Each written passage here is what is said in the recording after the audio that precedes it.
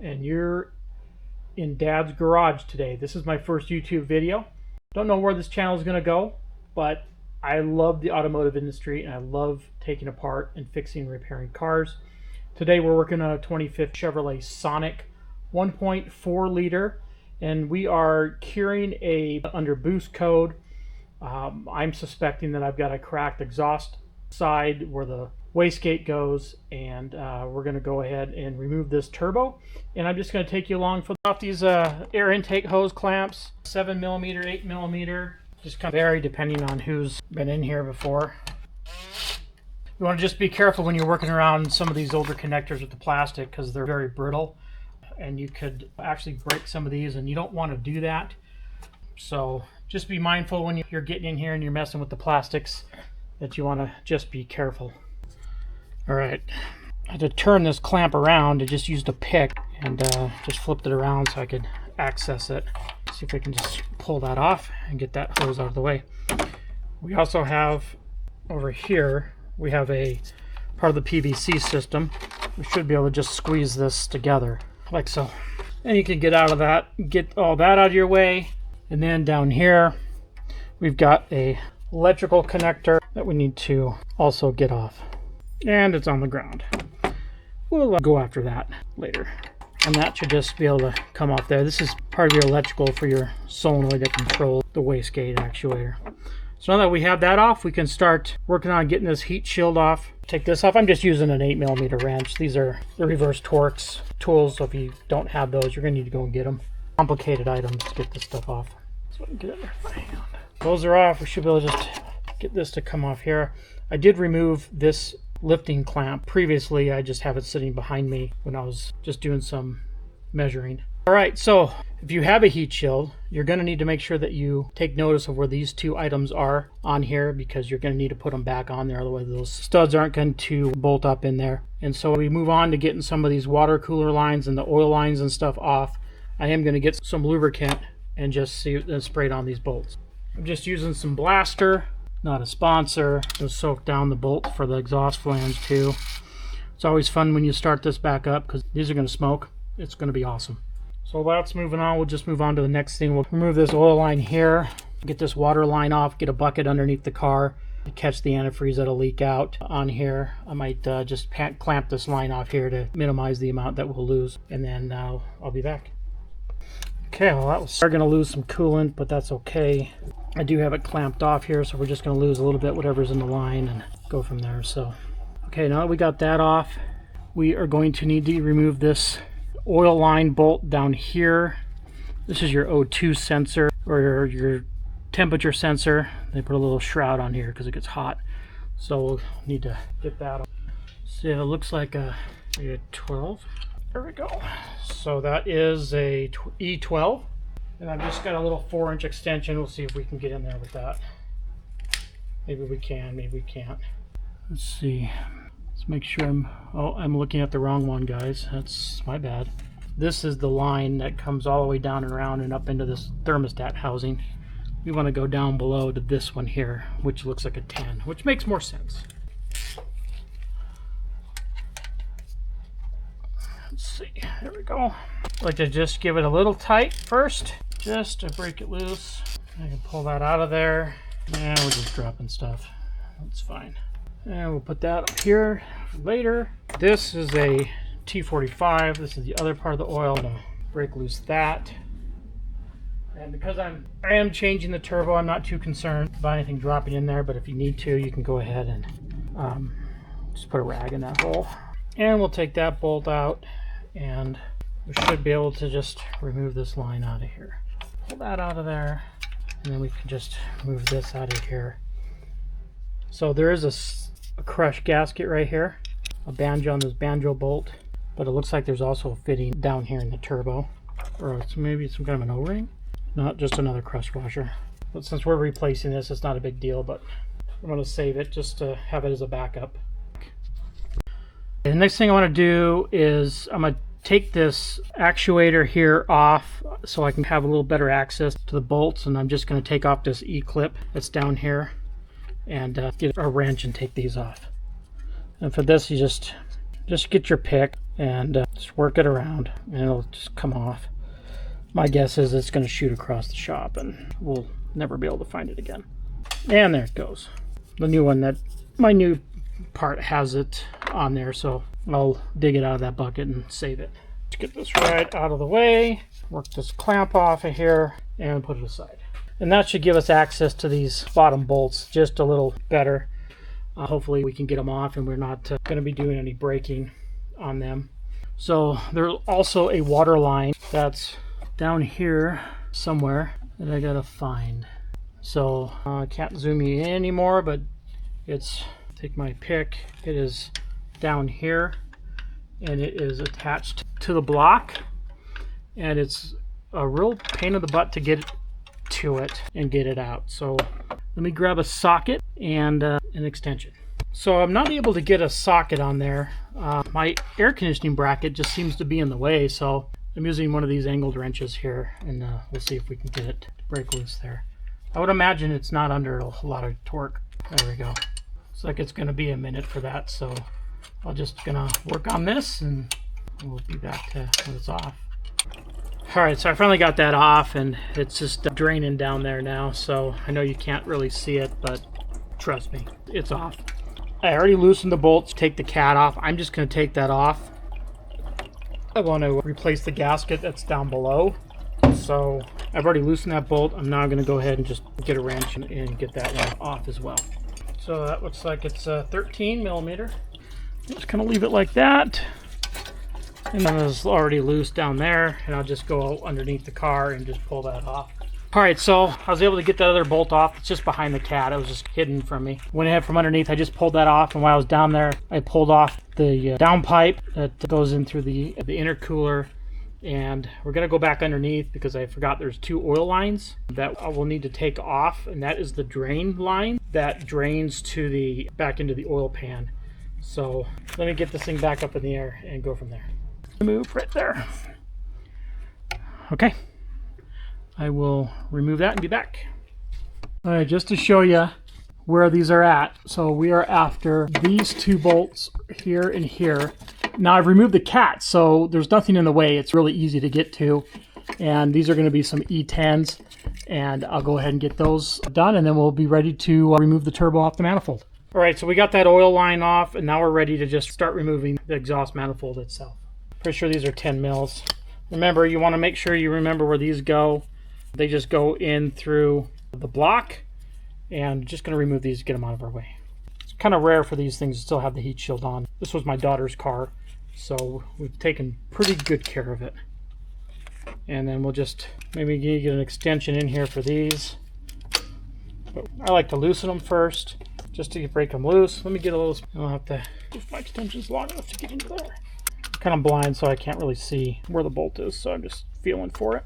I don't think I can get in there and see that. Let's see. I have a longer extension. Maybe we can do the smaller one. Let's see.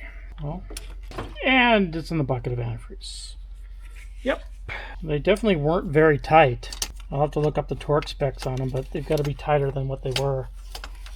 I didn't have any exhaust leaks. I just had an underboost code. There we go. Let's get this on here first. I need just another small extension. I think I'll just take this one all the way out.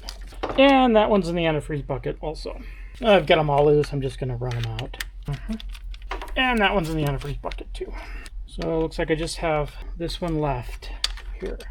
And of course I've dropped my 10 millimeter in the bucket. So let's see if I can get a water extension. See if I can get this in there with this wrench. Shouldn't be very tight. Can't quite get it off with my hands yet. It's still just tight enough, and it's awkward. I'll dig my other wrench out of the antifreeze bucket when we go to tighten it up. It'll be a lot easier. And that should be the last one. So you need to take this off of here. You need to make sure that you put it back on. I've seen a few of these come through that these are missing, and you need to put them on. So make sure you put it someplace that you're going to remember to get it put on. So it looks like everything is loose, and we're going to go ahead and see if we can get this out of here and get it around all these air conditioning lines. Do the clamp, get the hoses out of here. Let's see, is there a bracket right here? I think there might be a bracket right there. Let me look. That looks like a bracket. So let's just get that out of there too. That looks like E10. What did I do with the E10? right, let me get a socket and I'll be right back. Here's my socket. Now, I've never changed this before, so this is my first time doing this. I guess I should put that on first. So I just picked up this Icon flex head ratchet. It was on sale, not paid for it, but it's not as easy to use as my other ones where I can just push the button and remove the socket on here. I don't have that feature on this one, but I did get it on sale here in my local market. It was $20 off the normal price, so I thought I'd 14-inch, a little longer handle. Thought I'd just give it a try. And other than just maybe it'll break in a little bit to get that sockets on and off a bit better. What's stuck on? What am I stuck on here? I'm stuck on this top radiator hose. So I'm stuck on this top radiator hose that's right here. I can't get it to come out anymore. And maybe I'll just see if I can pull it off and just get it out of my way. Sometimes it's better to do that than it is to fight it. And if I could just turn it, that would be great too. Well, maybe I'll just take it off the clamp. It seems it's usually just a quick connect. It just comes right off, but it is on there. I just gently separate this a little bit. There we go. Just needed a little bit there. Come on, hoses. Wow, these AC hoses are in the way.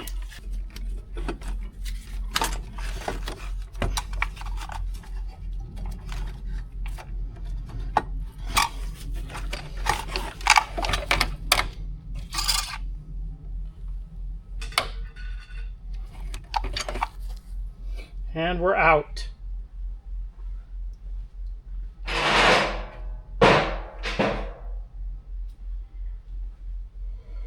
Out sitting here on the bench, and if you look in here, you can see the crack. This whole thing is just blown out. We have quite a bit of boost leak on this thing. It's just better to change out the whole thing. The impeller looks good. Not a lot of play in there, but we're just gonna go ahead and replace it. It's a pretty big crack. It's just letting things, and when it gets hot, it just opens up more. And you can see there's quite a bit of buildup on it. So we'll get all this cleaned up, we'll get all the services done, and we'll put in a new one.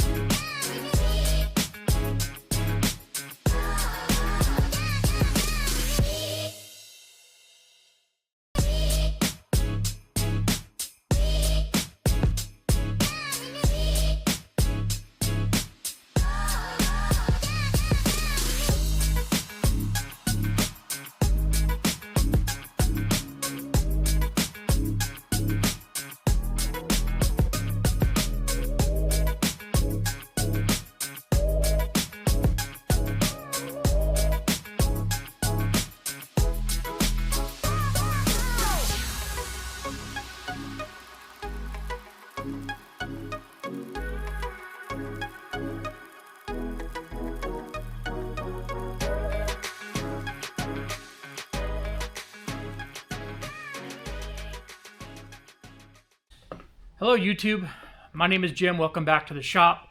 I hope you enjoyed this video of the 2015 Chevrolet Sonic. Trying to resolve that P0299 code. You know, it's something we've been battling on and off for the last little bit. Got a little worse in heat of the summer.